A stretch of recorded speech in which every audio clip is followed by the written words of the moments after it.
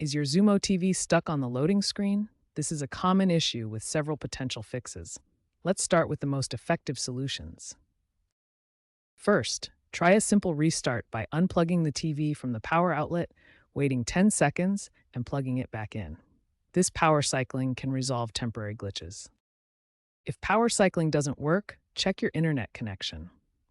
Xumo relies on stable connectivity. Ensure your Wi-Fi is working, or try using an Ethernet cable for a direct connection. Make sure the power cable is properly connected and not damaged.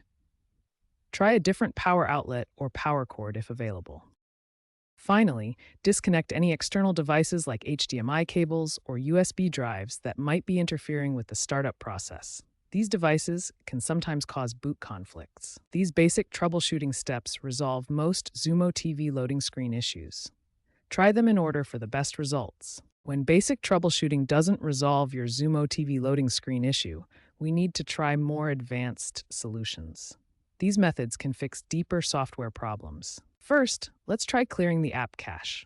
This removes temporary data that might be causing conflicts. Navigate to your Xumo TV settings panel. From Settings, go to Privacy, then select Locally Stored Data. This is where cached app data is stored on your device. Select Clear Data to remove all cached information.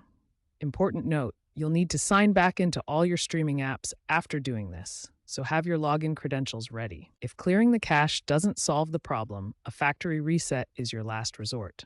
This will restore your Xumo TV to its original settings. There are two ways to perform a factory reset.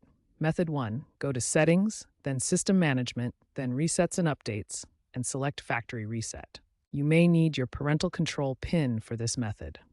Method 2 is a hard reset.